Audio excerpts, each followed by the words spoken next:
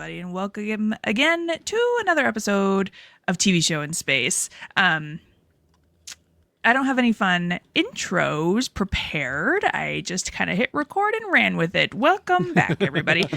I'm your host, Lieutenant Commander Rebecca Frost, joined Admiral Kerry Jackson, Upper Decker Ensign Tony, and our good friend Jake Black is back. Yay! Hello. Why did you change your little word thing about Android? Do androids dream of electric moms? Oh, is that because of the upcoming episode?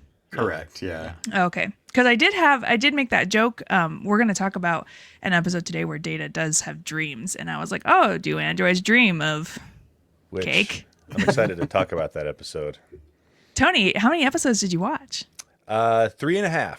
Right I on. turned off the episode about Alexana because it was boring. Oh. I got halfway through and I was like, I don't care about this. I just turned it off. Tony, you're not wrong. I know. Okay. Guys! When we get there, though, there is something in the future that makes that episode impactful.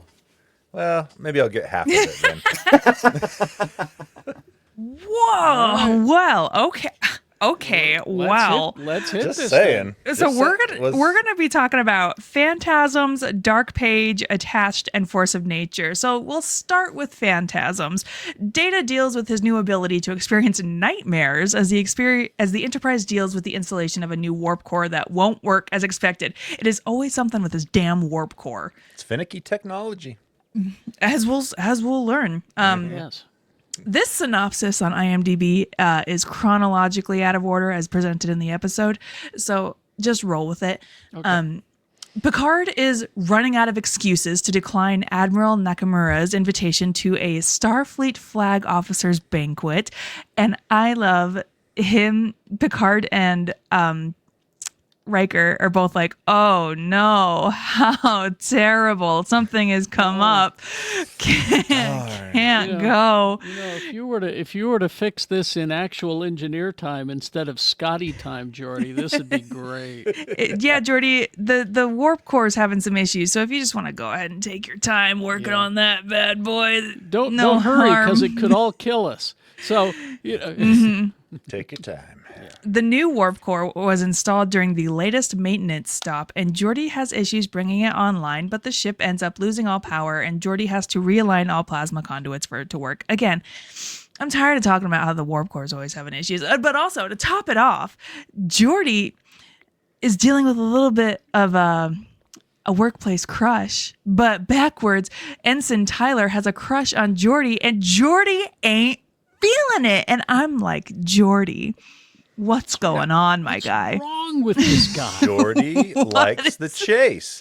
If the girl is too easy to get for him, he's not interested. Oh, I'm just saying Enterprise HR stepped in.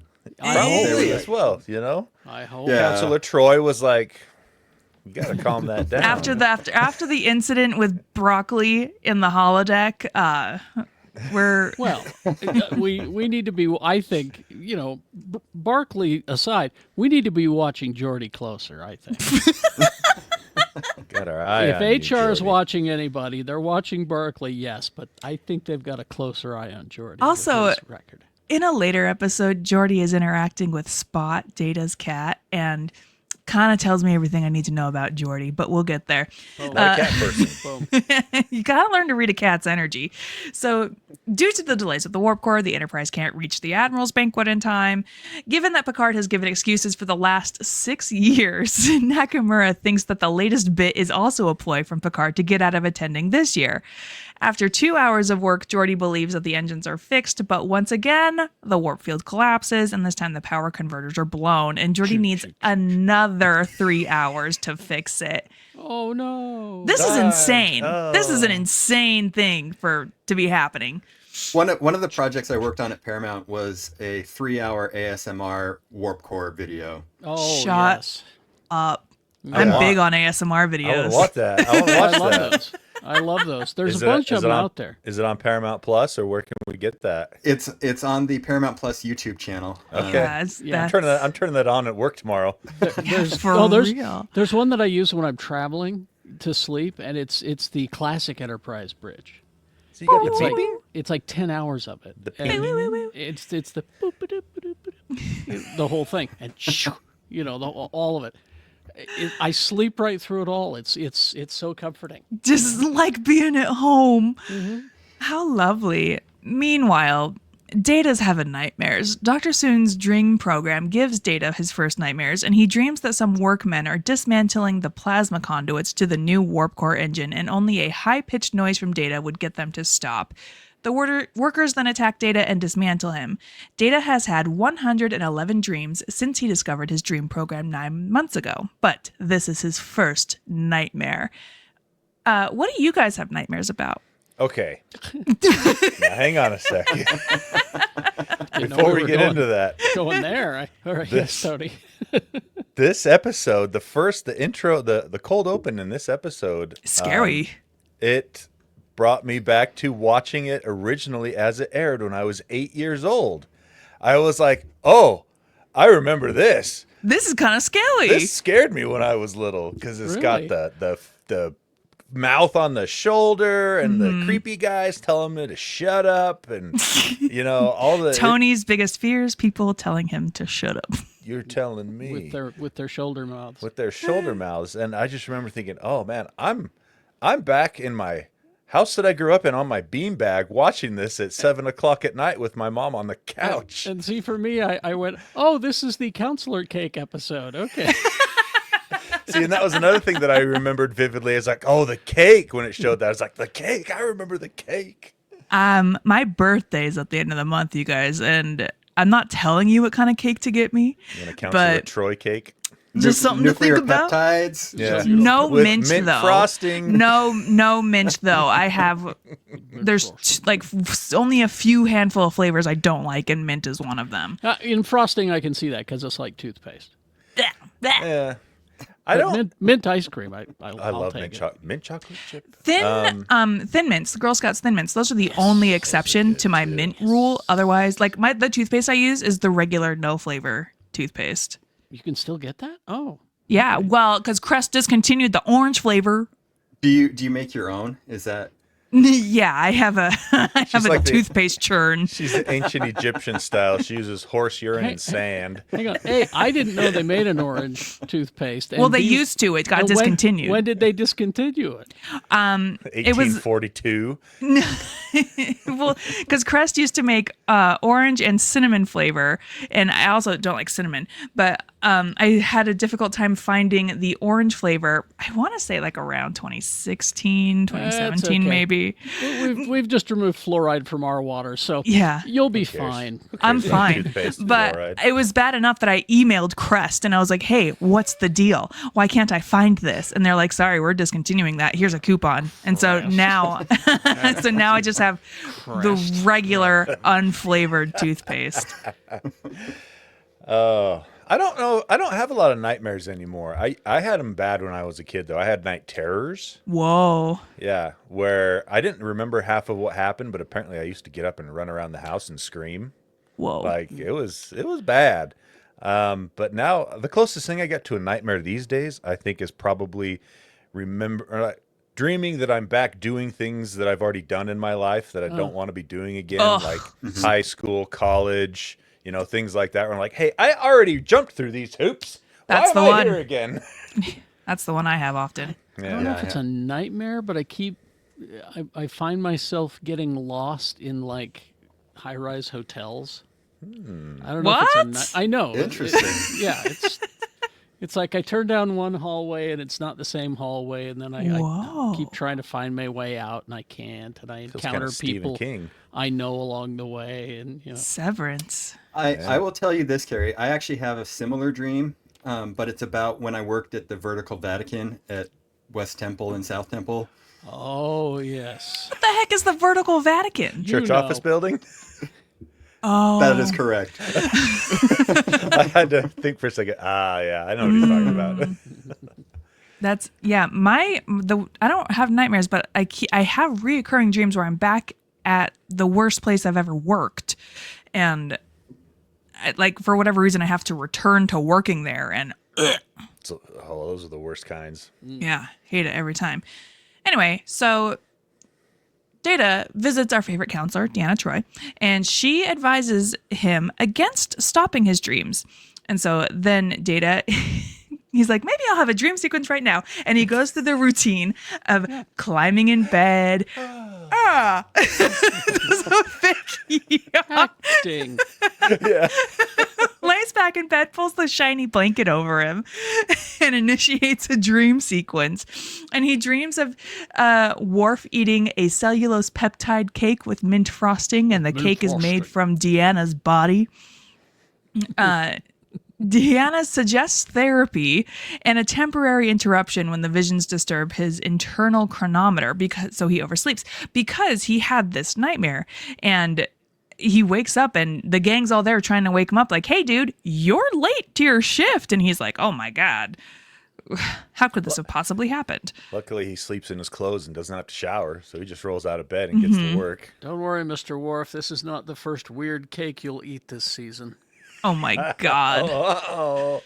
So he has a nightmare about Deanna's body made of cake, and he's cutting it. Data goes to the holodeck to seek counseling from Dr. Sigmund Freud. And Bad Freud's choice. Bad just choice. horrific, just the worst possible. Back in the 90s when we thought the only good therapist was Dr. Freud. And Freud suggests that Data cutting Deanna means that he is missing having a mother, which of course he would. If you're not in the sphere, Freud's whole deal is wanting a all couple about with your mommy mom. Issues. I just, it's so funny to me how this run of episodes like plays off one another, because Yeah. Lexwana's going to have bad dreams. Data may or may not be meeting someone who represents his mother. You're not there yet, Rebecca. So I'm vaguely aware. yeah. So Data is alarmed when he has a nightmare in the middle of work, and things take a very ugly turn when Deanna advises Data to turn off his dreams program. Deanna says that Data has become too obsessed with his own inner workings, and she sees the beginning signs of neurosis. Data ends up stabbing Deanna under some sort of influence in the turbo lift. Data Tell me to turn my dreams off, will you? Data claims he saw some sort of evil mouth on Deanna's shoulder and was compelled to stab her. Data is confined to quarters. Data requests Worf to take care of his cat, Spot. This sequence of Deanna in the hallway before she gets in the turbo lift, I like it when Star Trek gets a little bit spooky. I would like to petition for more horror-based Star Trek as a horror fan myself. We'll see what we can do. Let me make a call. Oh, Jake, can you get on Jake, that? yeah, can you get on that? Yeah, well, it's not too far away. We'll say that. All right. Oh my God. Okay, so Beverly cures Deanna, but finds a rash at the point where Data stabbed her. She uses an interphasic scanner to find a living organism nesting on her shoulder. She scans everyone on the ship and finds the same organism. The organism accelerates cellular degradation, and the organisms are feeding on the ship's crew by sucking their cellular peptides directly from the bloodstream. With mint frosting. The Don't forget organisms. about the straw in Riker's head. Like, what's the Riker's deal? head. Yeah. And also, there's a phone ringing, and Riker's like, "Are you going to answer the phone?" And Data's like, "Phone." Also, inside his chest. Have Yeah. you seen the meme about that? no. The world's first Android phone. Oh, No. fine. Ba-dum-bum, Oh my God. Yeah, like 15 years ago, it was a big deal. These organisms are interphasic and perhaps from another dimension, hence not visible to the naked eye in the current universe's dimensions. In a few days, all the crew will collapse into a puddle of chemicals. Picard believes that the organism has some link to the nightmares that Data has been having. It's decided that Geordi and Picard use a device that allows them to enter Data's dreams. Oh my God, we're doing that one movie. Oh my God, what's it called? Inception. Thank you. I was like, Nolan, Tenet, not that one though. Not that one. Please, not that one. Inside the dream, they figure out that the organisms manifest themselves in various forms and are hurt by the high frequency pitch made by Data. Data understands, emits the high pitch frequency to eliminate the organisms. The organisms came from the new warp core, which was assembled using a new interphasic fusion tech, which may have attracted the organisms to the core. The organisms were disrupting the warp core by obstructing the plasma flow to it, and it could take 6 more hours to fix it, by which time the banquet would be over. Darn. Womp, womp, womp. Did they ever mention that they're going to tell Starfleet about this problem with this new warp core so it doesn't happen on other ships? So here's the question I have.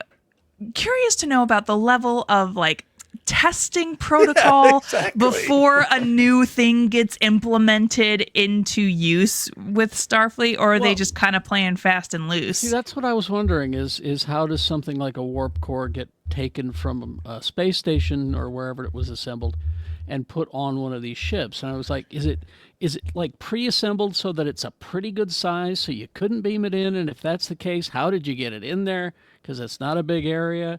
It had to have been. How about I they would beam think it in?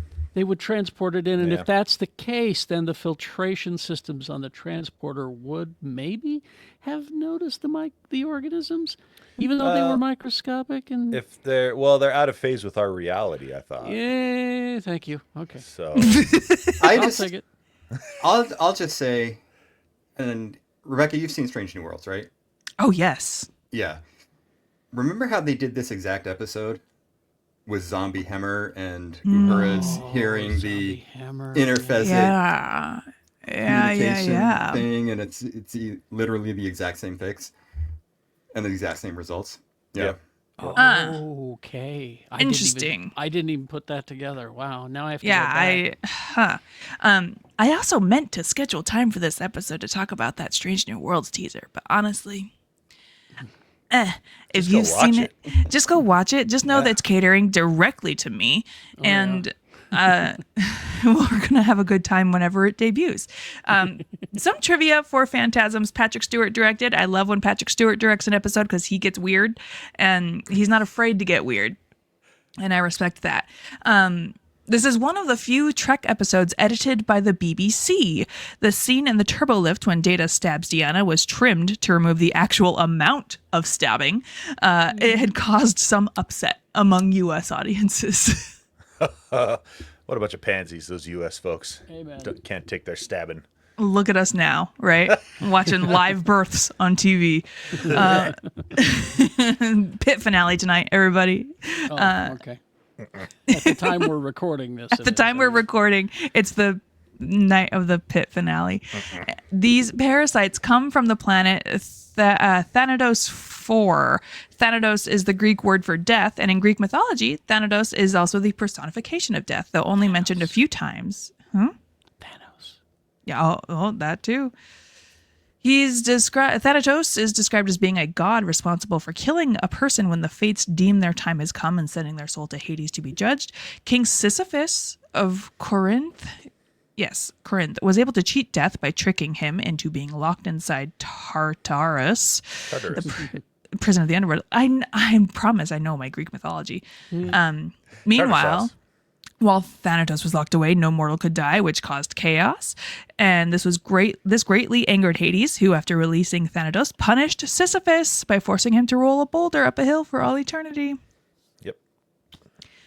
Now, at the time, GameSpot noted this episode as one of the most bizarre moments of the series when the bridge crew is eating Troy cake. Yeah. Yeah. Now, Popular Mechanics, of all people, said that Phantasm was one of the top 10 most fun episodes of Next Gen. And conversely, I can get on board.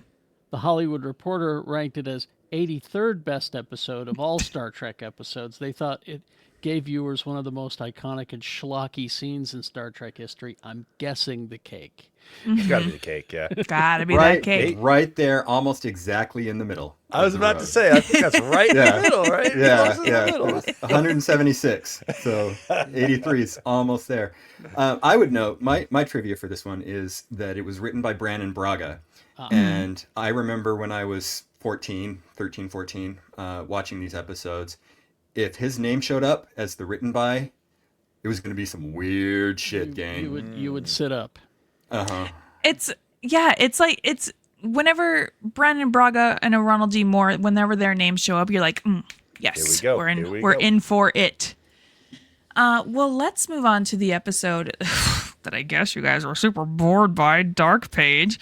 While establishing diplomatic relations with an alien race called the Cairn, Deanna's mother experiences a mental breakdown and falls into a coma, and it seems like Deanna is the only one who can help her, even if her mother doesn't want it.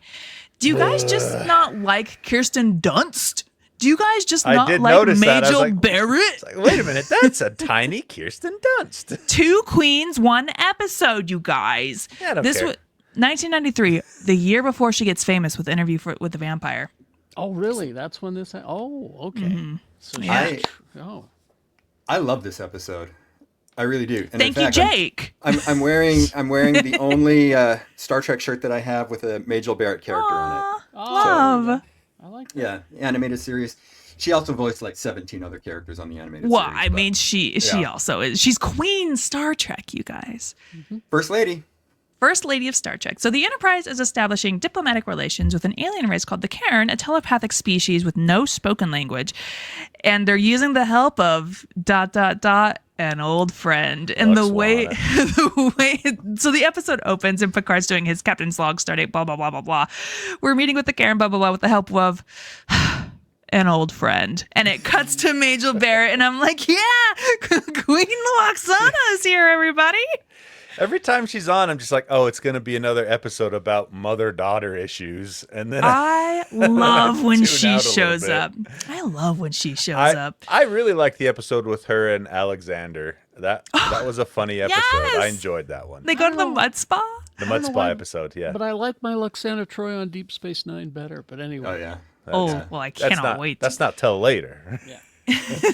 But she is there to help them learn to communicate verbally, as that would be a requirement for them to join the Federation.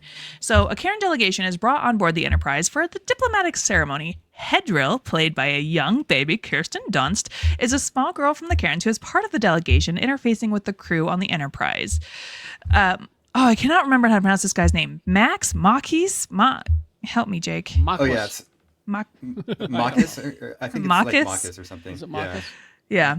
Something like that, yeah. Because I watched the episode with subtitles, and so I do a lot of reading instead of listening, which is why I mess up these names a lot. Anyway, he's the leader of the Cairn delegation, and Loxana wanted him and Deanna to hook up because she's desperate for Deanna to get married. Loxana hesitated for a bit when she interacted with Hedrill for the first time, and not surprisingly, Deanna is furious at Loxana for interfering in her private life again. Loxana gets very emotional and her eyes water with her love for Deanna, and it is clear that Loxana is emotionally distressed. Mackie's Emotionally unstable, I think is what you meant to say. I'm sorry, you've never known the love of a child. I haven't either. I haven't either. Say, wait a minute. I don't know. So Marquez, whatever his name is, speaks to Deanna and tells her that amongst the Cairn, nothing is hidden because they all communicate telepathically, but humans seem to value privacy. He says that Loxana is the first non-Cairn to communicate telepathically with them. He says that while communicating with Loxana, he found that there is a part of her that is hidden and dark. Loxana has a mental breakdown when she sees Riker with Deanna. She yells at Riker to stay away from Deanna and that if it was not for Riker, Deanna would have been married by now. And love all of this. Truth hurts everybody. Deanna asks Loxana to rest as she takes over Loxana's role in teaching verbal communication to the Cairn. On a tour of the ship, Hedrill falls into a pool and suddenly Loxana collapses and she goes into a coma. And during her coma, only Loxana's telepathic lobe is active. There's nothing wrong with her physically, but her brain has shut itself down. She's just like me for real. Picard and Beverly think this might be a side effect of her communicating telepathically with the Cairn and also trying to teach them verbal communication. This is where I turned it off. Are you for real? Yeah. They literally haven't even gotten into the meat of this, and you're like, nope. They got to the point where she goes into her mom's head, and I was like, nah, I'm out. I'm not going in there. Week after week, they're building on each other because, Geordi and Picard go in Data's head. Now Troy's going into her mom's head. Stay out of my head, Is Charles. and then the Herman's next head. episode, and then the next episode also plays off of this. What an Yep. insane run! Yep. So Deanna speaks to Mackay's. Oh my god, I'm gonna butcher this name every single time, and repeats that Loaxana's dark thoughts are hurting her. And Deanna now understands that there is something wrong in her metaconscious mind. The metaconscious mind in Beta Z is kind of a filter that protects them from any kind of psychic trauma. It means that she has recently suffered a trauma, and that has impacted her metaconscious mind. Deanna can hear her mother's pleas to help her, but now she doesn't know what to do to help. And the theory is abounding that her metaconscious mind has collapsed in on herself.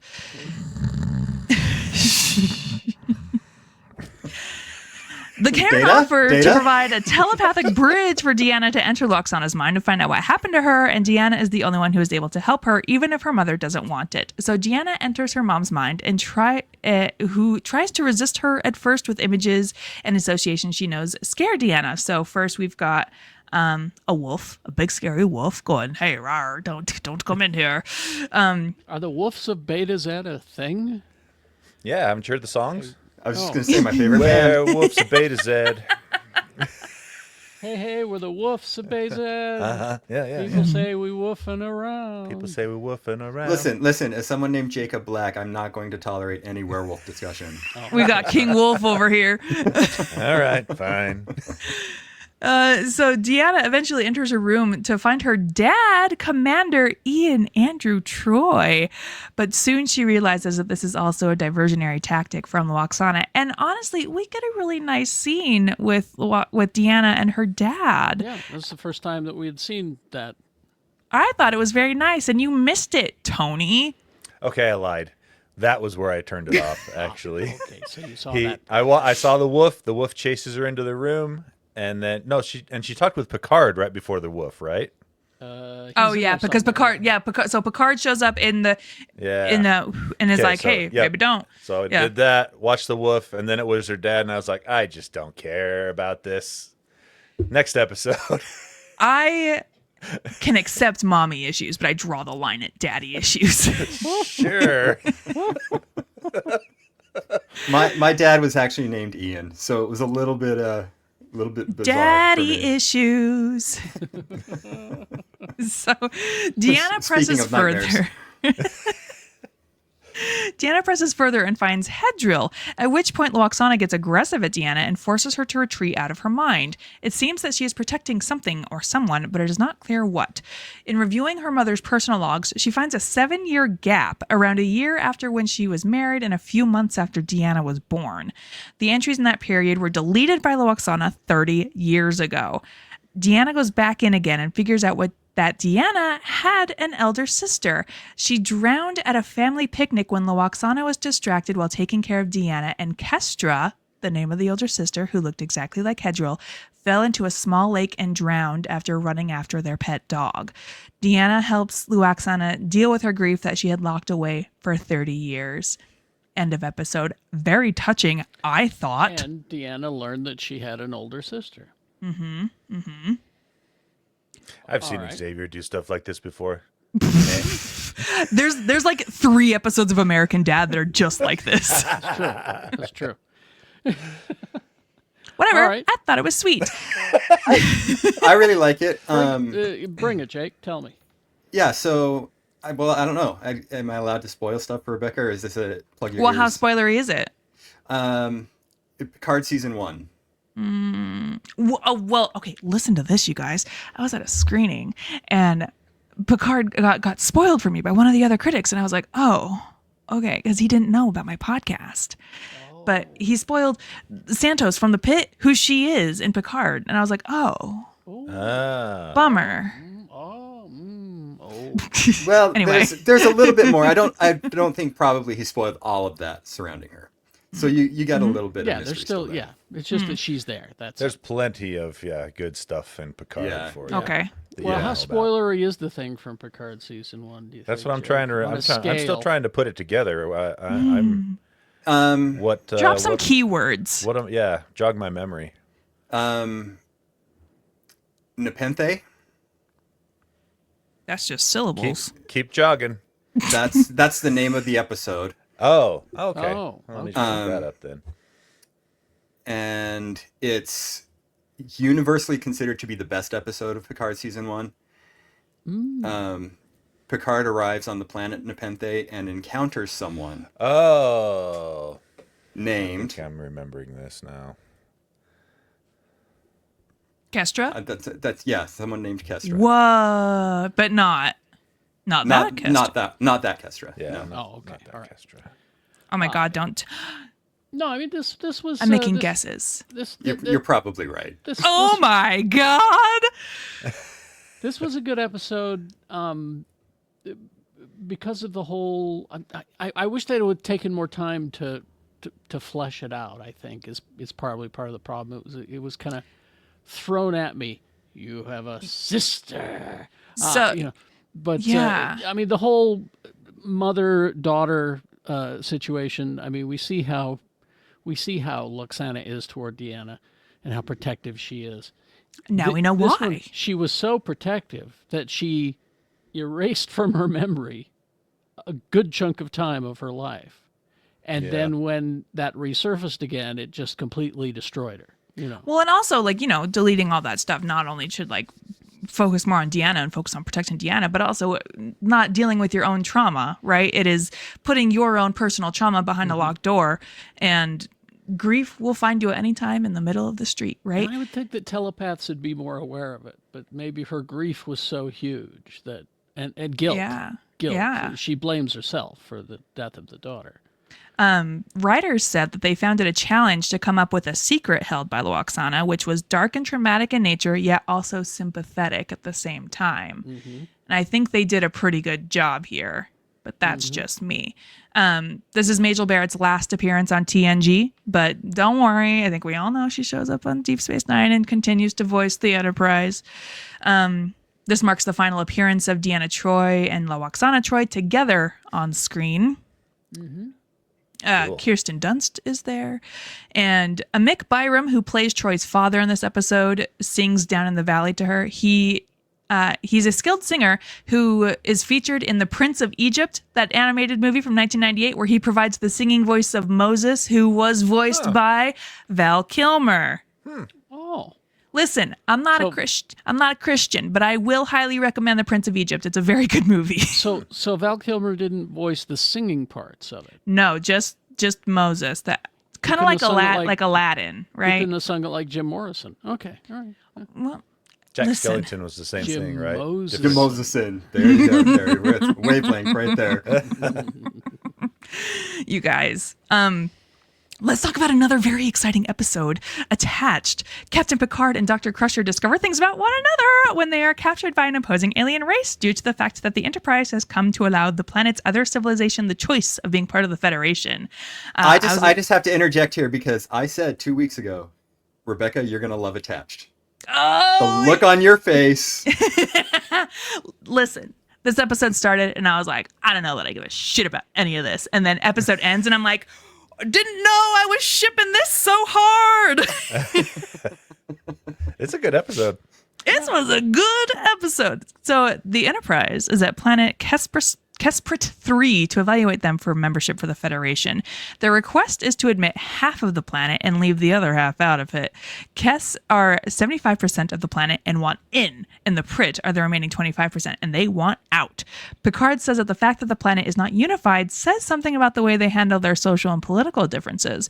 Picard says that maybe the planet's not ready for membership of the Federation. Kes ambassador Marek invites Picard and Beverly for talks, but they are abducted mid-transport by the Prit. Prit Security Minister Lauren informs Picard that Prit will not tolerate a military alliance between the Ken and the Federation. They have implanted Picard and Beverly with brain devices that will allow them to get proof of exact Federation plans and thwart them. I did not like that they were immediately like, you want to join the military alliance of the Federation? Because my immediate reaction was, oh, no, not military. Something grander, but also like they do rankings like military. Like they're pretty militaristic. Military, you know. You've Pretty gotta militaristic. You've got to have a chain of command, you know. Yeah. I love that so- I love that the Prit seem to have gotten their costumes from the original series. You know, I that one noticed piece that. with the thing, you know. It reminded me a lot. I don't know if you guys are on the same part of TikTok that I am, but TikTok Shop keeps trying to sell me this specific workout outfit, and it looked exactly like that. With the hood and everything? No, but The rest of it, but not the hood. rest of Okay. it. Worf and Data figure out that a tractor beam was used to deflect the transporter beam and beam Picard and Beverly to a different location on the planet. The tractor beam originated somewhere in the Prit Alliance. Riker reaches out to Marek for help, and Marek visits the Enterprise. Marek wants to launch a rescue mission, but Riker wants to talk to Prit first. Marek says that the last contact with the Prit was 100 years ago and that they are xenophobic. They simply would not communicate. But Riker wants to try before sanctioning the use of force. Well, yeah, it's just a smart idea. Yeah, you gotta try. Meanwhile, while imprisoned, a prison guard hands over Beverly's tricorder with an escape map, and Picard and Beverly follow it. And while escaping, Picard and Beverly realize that the implants in their brains allow them to read each other's thoughts. If they move apart, they are overcome by a wave of nausea, but they are fine if they stay together. One of my biggest fears realized. I think constantly about, thank God no one can read my mind. And if someone could, it'd be over, right? Me too. Exactly. Marek tells Riker that if Picard and Beverly follow the map, they will be picked up by Prit's spies working for the Kez and delivered across the border. Marek requests Riker to let him set up a base of operations on the ship and keeps adding more equipment. This is a guy who is making himself a little too welcome on the Enterprise. Well, and he's extremely paranoid because, this is the only secure area because we've run scans, and that's why we're bringing in all We of brought our our own crap. and Yep. Do personally don't like it. let's go talk in my room. Yeah. Meanwhile, Picard and Beverly find Prit agents on their route and they don't know whether they are friend or foe and decide to just avoid them. Beverly learns that Picard sometimes isn't sure of his decisions, but just appears sure. I liked learning this about Picard, that he comes across as very confident in the decisions that he makes, but really inside he's like, oh my God, I don't know. I'm just winging it. Welcome to leadership. I mean, If I could tell you guys, that's a fair amount of it, the number of hours I've spent in therapy talking about that exact thing. But Picard also learns that despite the outward appearance of the calm, Beverly is quite insecure inside about many things. They both like simple breakfasts, and while Beverly was making him elaborate meals every morning, thinking that he liked variety, he hated it. And see, I was excited because this is the coffee and croissant episode. Coffee and croissant. Coffee and croissant? Oh, you just want coffee and croissant? Me too. I guess we're just having coffee and croissant every morning now. You guys, it's called communication, and it's very important, and not only in relationships, but in friendships. So Beverly realizes that Picard still has feelings for her, but had pushed them deep down. He loved Beverly from before she married his best friend, but then she got married and he felt guilty, and then the guilt grew after her husband died, and Picard tried to avoid Beverly from serving under him. That's why I didn't want you on the Enterprise. Yes. Oh my God, he loves her. And to think they have breakfast every morning together, and he's just like longing. Yeah.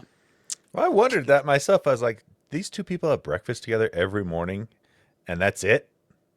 There's nothing else there? Just a friendship? Like, come on now. Tony, you're allowed to have breakfast with friends. Every morning with the same friend? If you worked on a ship. Do Data and Geordi do that though? Come now. Exactly. Data doesn't and eat. They're the best of buds, They're the best of buds. He has peptide cake with mint frosting. Kez thinks Picard and Beverly are in cahoots with the Prit, and this is why they didn't get to the rendezvous point, and this was an elaborate ploy to expose Prit spies working for the Kez. Riker kicks them off the Enterprise because Riker... Also, this is a Jonathan Frakes directed episode, and he got to have fun, I think. I was going to say, this made me, because I've always been like this with Riker, because, anyway. But when he's talking to these two, he says, here's how my report is going to go to the Federation. That's Are you a good ready? scene. It was good. Boom and boom. And I just went, Oh, yes. There we go. That's command right there. This is why we at the Federation would love him to be a captain, but he just won't do it. So Riker gets both Mark and Lauren into the room and get them to work together to find his officers. He threatens Mark that Kez would never be admitted to the Federation and threatens Lauren that if Picard dies, tens of starships would arrive and want some serious answers. You want your privacy? This ain't it. You know. Picard and Beverly get to the border, where Beverly uses her tricorder to push Picard through the energy barrier before she is caught by prick guards. But both Picard and Beverly are transported to the Enterprise. Beverly removes the implants, and she advises Picard against hooking up. But Picard wanted to. Oh, yeah. He did. That's just it. No, I mean, you know, okay, the night by the fire. First of all, their heads were entirely too close to the fire. I was worried that her hair was going to catch on fire. It was They used cold. a lot of hairspray back then, too. So there was that. But how do you, as someone who is sexually attracted to another person, and you both know it because of these implants, how do you fight that urge?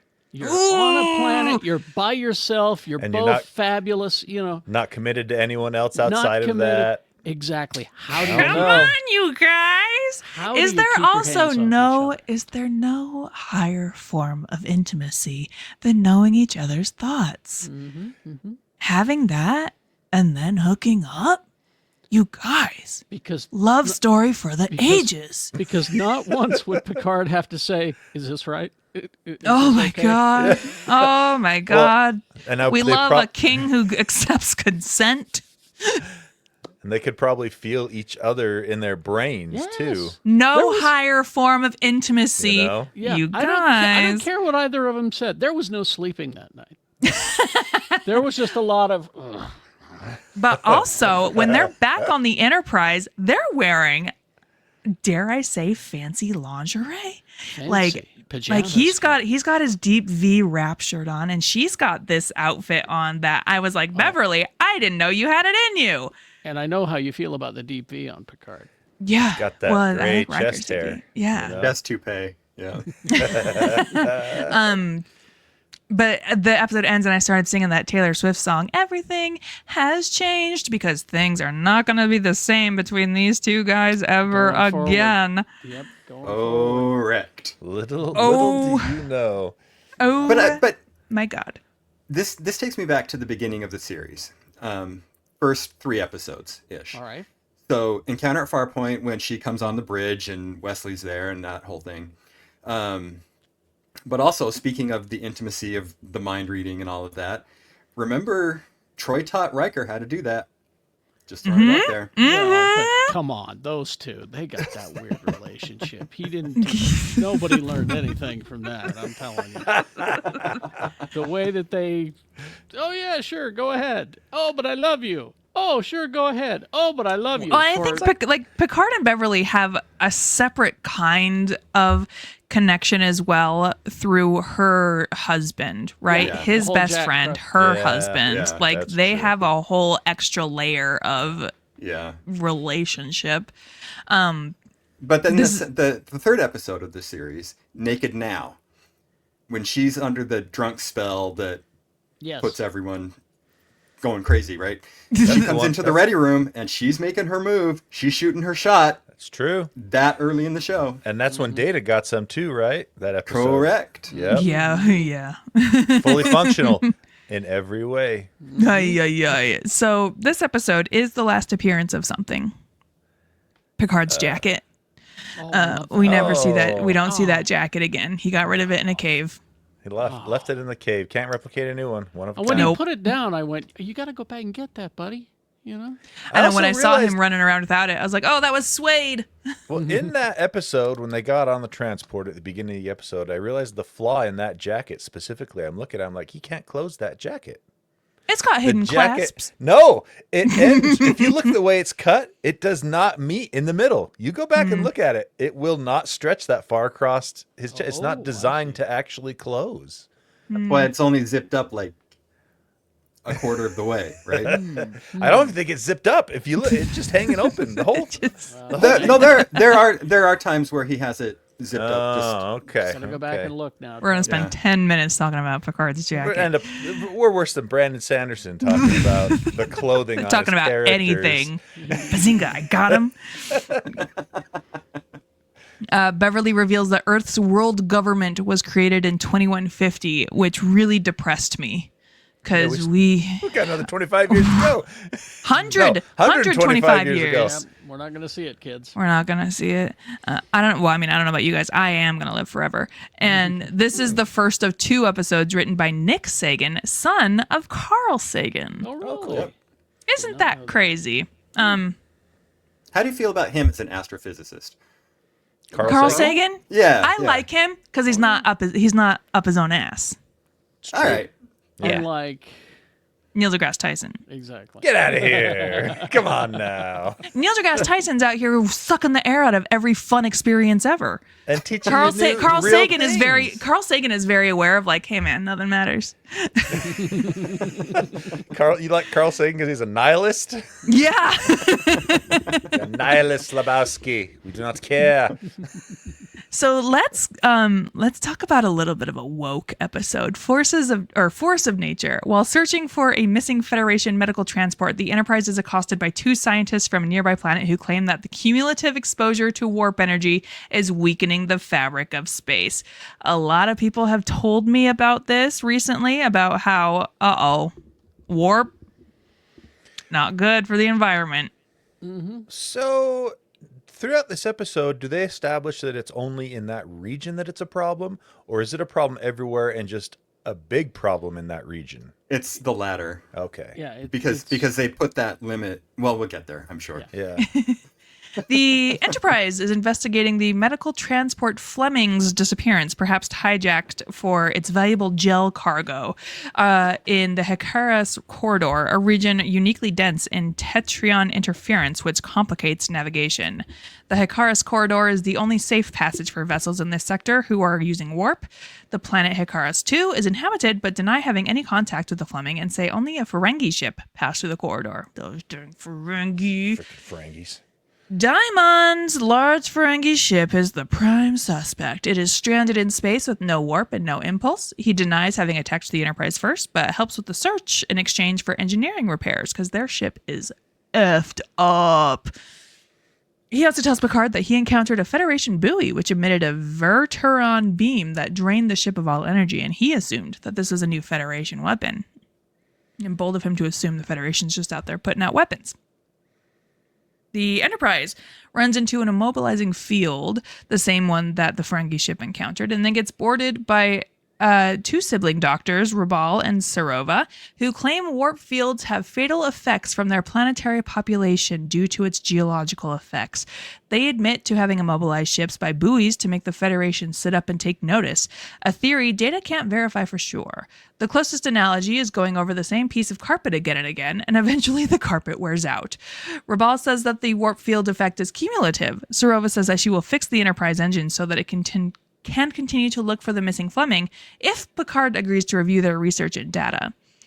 Data recommends further research by the Federation Science Council, but Sarova says this will lead to more delays and more lives will be lost, and she is angry about it. The Enterprise locates the Fleming on a long-range sensor. Sarova gets into her own ship without her sibling and creates a warp core breach in her own engines. The ship explodes and creates a tetryon field flux of gigantic proportions. It is a subspace rift like Sarova predicted. The Fleming is caught inside the rift and has 21 hours before the shields will fail.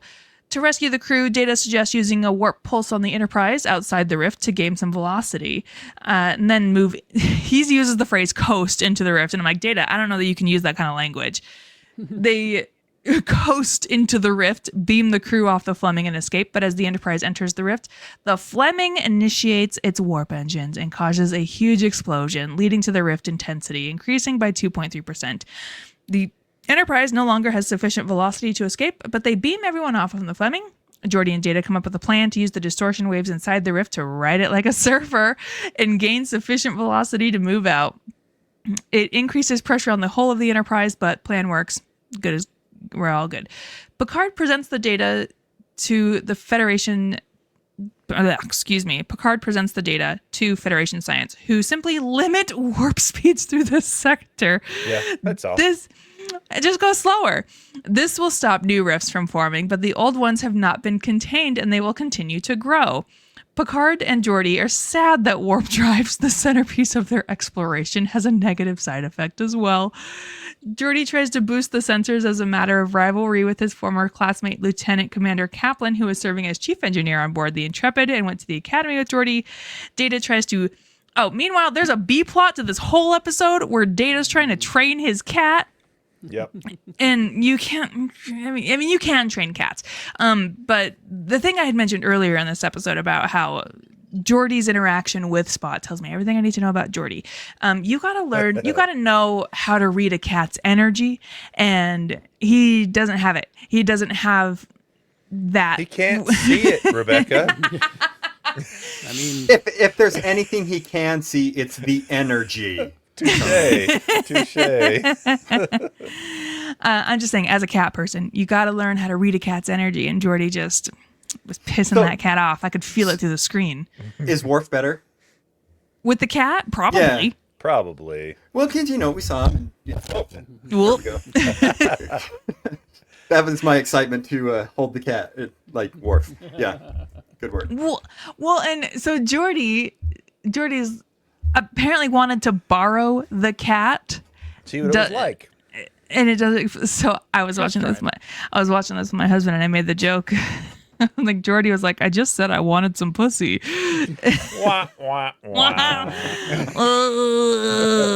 But not that one. Womp, womp, womp. So this episode went through a very troubled production history because the staff couldn't figure out what to do with it. They commented when the script was written, it was too short. So then we started adding scenes about Data's cat. By luck or by bad luck, all of those scenes came at the beginning of the show. So you had an episode that started fitfully with an unrelated cat subplot. And then it took a turn and seemed to be about Geordi's rivalry with the other guy. Then back to the cat. And finally, in the third act, the real story began. Right. By that point, people were hopelessly lost. It never got back on track, even if its intentions were good. I kept waiting for the cat stuff to somehow play into the warp drive thing somehow. Like some lesson that Geordi learned with Spot or something would, make him realize something. No. They just needed filler. Michael Pillar says, I think this is the worst show I worked on this season. Ooh. It inspired us to have several meetings over where the season was going.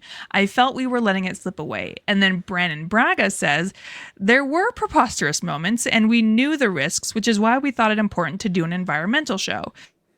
We struggled with making it a personal story, and in the end, it just didn't work as well as we wanted to. We couldn't find the personal angle, and when you limit warp drive, the rug is pulled out from under Star Trek. Yeah, that's I the wish whole more thing. time. I wish more time had been spent with that, and less time with Spot the cat. I will say this. They mentioned that one more time So in all of Star Trek. And all of Star Trek. Yeah, so it's like, we're going to get permission to go faster than Warp 5. And then apparently that's blanket permission because... forever. Meh. Forever. So in this episode, a Federation-wide speed limit is fucking so stupid, put in place because of the harmful effects of traveling at high warp as on subspace. While it is never mentioned in any of the TV series or movies, it was mentioned in a book that the new Class 9 warp drive being tested in new Intrepid-class starships, such as the USS Voyager, had been designed to not have those harmful effects on subspace. So after the new Class 9 warp drive tests were successful, all Starfleet vessels had their warp cores replaced with the new ones with similar Exactly. modifications to the Class 9 warp drive, which is went- why the Federation-wide speed limit is never brought up again. They went through and they put unleaded deuterium crystals in there, and they added a catalytic converter onto the nacelle. Thank you, Tony. Thank you, Tony. Right there. Well, they do mention it one more time. There is an episode coming in like 3 or 4 episodes where Picard specifically says, Mr. Worf, contact Starfleet. We're going to go over the speed limit. Well, that would have been pre-Voyager times, though. So yeah, Right, yeah, right. that fits. That's Talk woke, about everybody. hamstring. That's woke, everybody. Talk about hamstringing the entire concept of your show. Like, literally, that's the thing that makes Star Trek possible.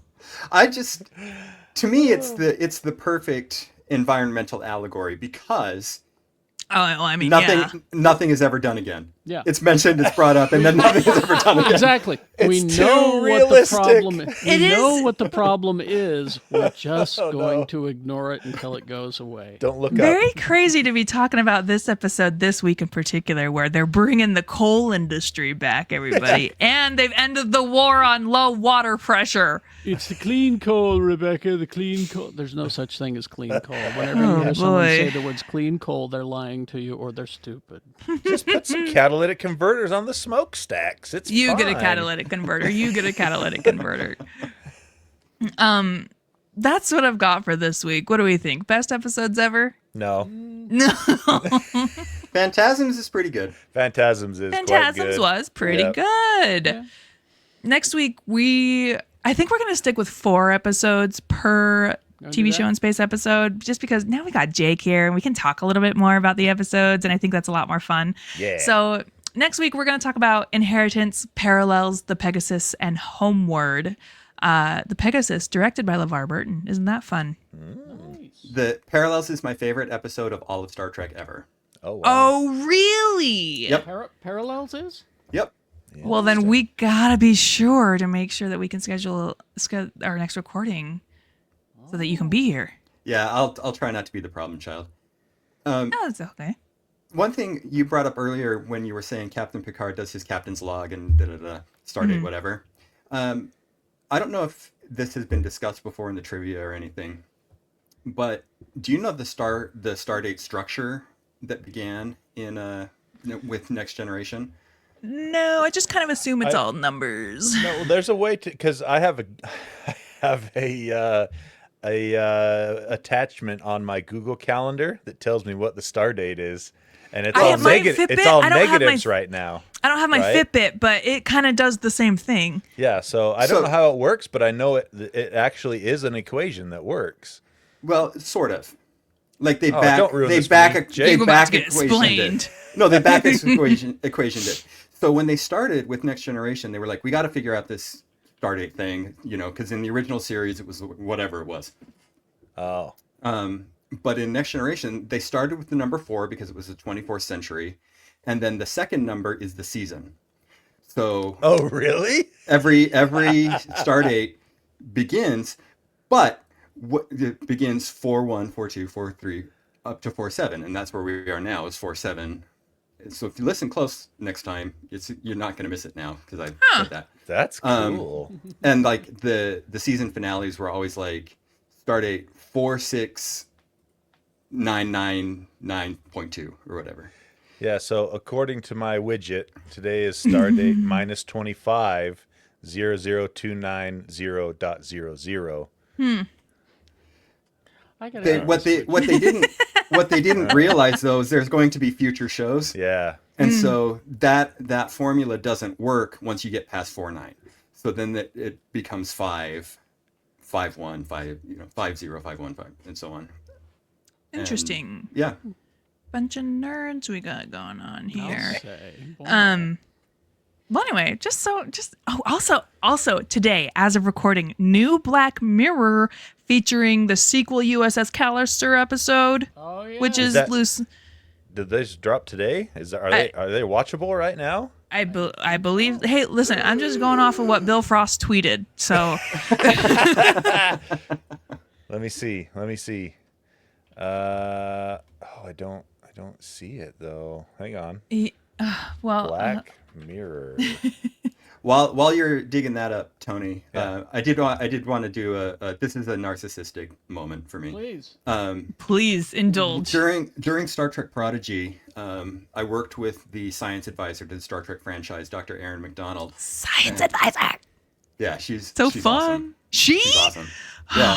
Stop. It is, by the way. All the Black Mirrors, the new ones are up right now. Yeah, you're welcome. So we were working on Prodigy, and what we did was we did a series of 5 3-minute episodes about the science of Star Trek. Oh my and- god. One of them was the science of warp drive and how that all works. she did the smart stuff, and then I co-wrote the scripts with her for these episodes. And the Science of Warp Drive episode actually won a Shorty and a Promax GMA award. So Nice. Whoa. Okay, Yeah. so then how close are we to actual warp drive? We're pretty far. yeah, Shut up, Tony. I'm asking the professional. Sorry. I've looked into Well, I've done some research. I will say that that little particular episode ends with Aaron saying, "Maybe you'll be the one to invent warp drive." Yeah. Oh, Because it's for interesting. kids, right? So Sure. yeah. Interesting. Well, dang, we learned something here today, didn't we? Also, those aren't real dire wolves that they brought back, but that's a whole other They're conversation. almost dire. They're wolves. almost dire wolves. Let's not get ahead of ourselves. Yeah. Was that what was in Troy's dreams? A dire wolf? been a dire No, wolf. it didn't. No, because dire wolves are supposed to be giant, huge, They're and not pretty just big. like a regular wolf. Ow, werewolves of Bejor. Ow. I thought we were on not sorry. Beja. Not Bejor. Beta Beta Z. Z. Beta Z, yeah. I like Werewolves of Bajor. Bajor better, works though. too. Ow. Well, that's gonna do it for us this time. Thank you guys so much for joining us on a very special episode of TV Show in Space. We, until next time, we will continue to go where no one has gone before, but a lot of people have gone before. Thank you, my friends.